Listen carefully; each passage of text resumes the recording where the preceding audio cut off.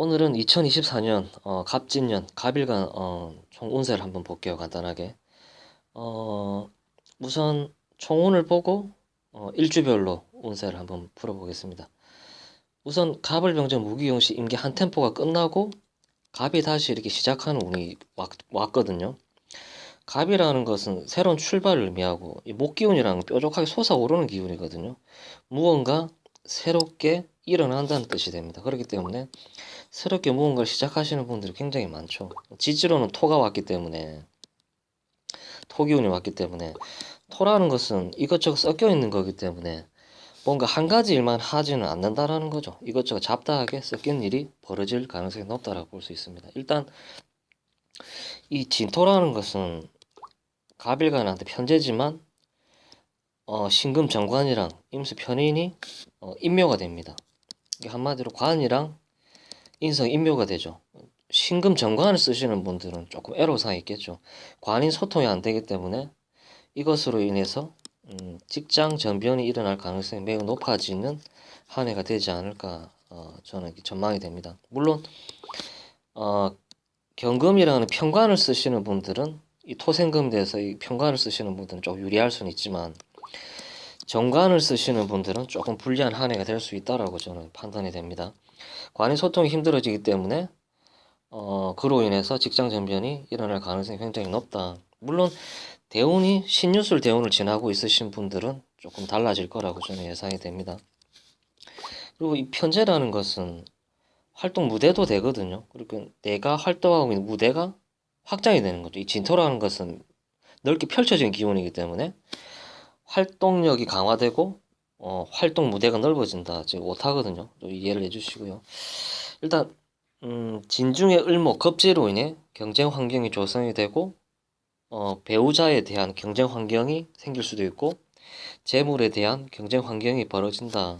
이 진중에는 이 을목 겁재가 거의 70%를 차지를 하거든요. 그렇기 때문에 계묘년이 힘들었던 분들은 다시 내가 주변의 경쟁자로 인해서 직장을 이동한다든지 아니면 이 겁재 주변 뭐 가족이나 친구나 지인으로 해서 돈이 많이 나가는 한 해. 물론 이 계묘년에도 돈이 많이 나갔을 거라고 저는 판단이 됩니다. 들어오는 건 작은데 계속 많이 나갔다라는 거죠. 계묘년 같은 경우도. 그리고 해묘이라는 목기운이라는 거 자체는 결판이 안 나는 거기 때문에 올해 무언가를 하고 싶었던 분들은 계속 막힘이 생겼겠죠. 이 계묘년 같은 경우는 결판이 안 나는 거죠. 금기운이 약하니까. 그리고 을목겁제의 고통이나 번거로움이 충분히 생길 수 있는 한 해가 될 것이다라고 예측이 됩니다. 그리고 사업을 하시는 분들은 토목 건축업은 유리할 수 있다. 이 토기운이라는 것이 토목 건축에 관련된 것이기 때문에 찢는 상반기가 지나면 이런 토목이나 건축업에 관련된 일을 하시는 분들은 굉장히 활성화될 것이라고 저는 예측이 됩니다. 그리고 변화가 작은 직장인은 무난하나 사업을 구하는 사람들은 변화무쌍하다. 이 토라는 기운 자체가 이것저것 섞여 있고 굉장히 변화무쌍. 토라는 것은 변색이 많이 되거든요. 목기운이 오면 목기운으로 변했다가 수기운이 오면 수기운으로 변했다가 그렇기 때문에 토를 가지고 사업을 하시는 분들은 변화무쌍할 수도 있다라고 저는 보여집니다. 남자는 결혼 상승운이 열린다. 하지만 편제의 해로움이 있다. 갑의 짝은 기토죠. 각기합이죠. 짝이 이루어지지만 토는 서로 극의 관계이기 때문에 만나고 헤어짐의 반복이 연속이 될 가능성이 높다. 남자분들은. 그리고 여자분들 같은 경우는 이 편제 재성이라는 것은 관을 낳는 밭이 되거든요. 재생관이죠. 재성은 이 남자를 만들어내는 공장이 될 수도 있기 때문에 남자들이 많은 곳에서 일을 하거나 남자들이 주변에 많은 환경이 조성이 될 거라고 저는 판단이 됩니다. 하지만 연애로까지 이어지는 데는 많은 시간이 필요하지 않나라고 보여지고요. 그리고 어, 갑인, 갑오, 갑수를 한번 볼게요. 인옷을 신자준 순으로 볼게요. 인목이 있는데 진이 오면 격각이죠. 인호술이랑 신자지는 같은 그룹이 아니기 때문에 이렇게 격각이 이루어집니다. 격각이라는 것은 서로 밀어내고 밀쳐내는 그런 역할이기 때문에 격각이라는 것은 기본적으로 이동수를 동반을 하거든요. 그리고 이 진토가 오면 인목이 약해집니다. 갑인일주들 같은 경우는 틈만 나면 내 것을 하고 싶고 그리고 하려는 성향이 강하고 그렇기 때문에 사업성으로 가시는 분들이 많거든요. 갑인일주 같은 경우는. 그런데 이 인목을 제대로 못 쓰고 격각이 된다라는 말은 내 활동성이 많이 위축이 된다라는 뜻이 되거든요. 그렇기 때문에 내가 주동을 한다기보다는 주변의 상황에 동요돼서 따라가는 그런 일들이 좀 벌어질 거라고 저는 그러니까 예측이 됩니다. 한마디로 내가 내 활동성이 좀 약화되고 아니면 주변에 휩쓸려서 주변이 하자는 대로 하면 크게 무난한 한 해가 되지 않을까 좀 보여지고요. 갑오일주들 같은 경우도 격각이 되죠. 뭐 이동수를 동반을 하겠죠. 그리고 화생토가 되기 때문에 상관이 설계가 됩니다.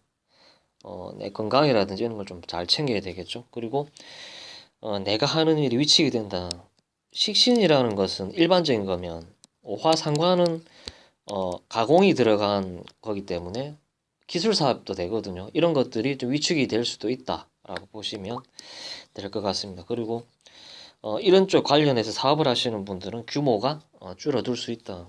식상이라는 기호는 아랫사람을 뜻하고 설비 시설을 뜻하거든요. 이런 게 약간 위축이 되면서 내 규모가 좀 줄어들 수 있는 한 해가 되지 않을까. 왜냐하면 갑을주가 뭐 학원업을 한다. 그러면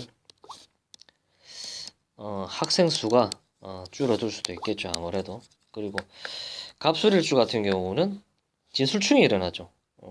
충이 일어나면 술 중에 있는 뭐 정화나 이런 걸 쓰는 게 아니라 병화 식신이 튀어나옵니다. 식신 같은 경우는 뭔가 새로운 일에 가담을 할 그런 일들이 생기겠죠. 그렇기 때문에 새로운 일에 가담을 할 일이 생긴다. 그리고 인년에 병화가 장생을 하죠. 이때 생각을 했던 일이 지금 진술충이 일어나면서 극대화가 된다.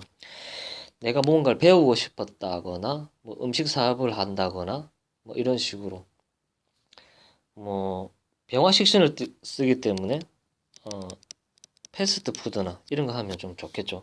이런 식신을 쓴다면 빨리 먹을 수 있는 거 이런 걸 가지고 뭐 사업을 한다면 좀 좋지 않을까.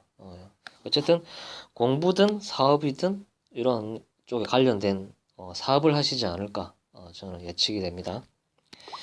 이번에는 신자진순을 볼게요. 갑신일주 같은 경우는 토생금이 되죠. 그리고 이 진토라는 것은 양금지처가 되기 때문에 내 관이 더욱 강해진다. 한마디로 인기가 많아진 이곳저곳에서 나를 부르는 곳이 많아진다. 회사운이 발생을 하고 진급운이 생기고 그로 인해서 나의 직책이 상승하는 그런 일이 발생을 할 수도 있겠죠. 스카우트 제의가 들어온다든지. 그리고 관이 강해진다라는 것은 내가 무슨 인성 자격이라든지 이렇게 학교를 들어가서 입학을 한다든지 어디에 소속이 돼서 내 가치를 높이기 위해서 이렇게 돈을 쓰는 학원에 돈을 갖다 준다든지. 왜냐하면 내 자기 개발을 하기 위해서 관이라는 것은 자기 개발도 되거든요. 그리고 내 가치 상승을 하기 위해서 노력하는 그런 한 해가 될 거기 때문에 그로 인해서 돈이 나가는 한 해가 되지 않을까. 학교를 간다든지 학원을 다니고 국비로 뭔가를 배운다든지 이런 거는 갑신일주들한테 충분히 일어날 수 있는 한 해가 되지 않을까. 그로 인해서 돈이 나갈 것이다 라고 저는 보여집니다. 그리고 갑자일주들 같은 경우는 자진합이 되죠. 이것은 합의돼서 이 자수가 변색이 되는 거죠. 한번 순수한 물이었는데 토가 섞이면서 이 자수가 변질이 되는, 그래서 자수를 제대로 쓰지 못하는, 이게 한마디로 이 자수를 편제, 문서나 입건이나 주식이나 이런 것을 현금화시킬 수 있는 그 기회가 올 수도 있겠죠. 왜냐하면 이 자수를 주고 진토를 취해오는 그런 쪽으로 가기 때문에 이제 자수가 약해지기 때문에 인성 소통이 좀 약화가 되겠죠. 그로 인해서 직장 전변이라 아니면 진급이라든지 이런 게 안 되고 이 수기운이라는 것 자체가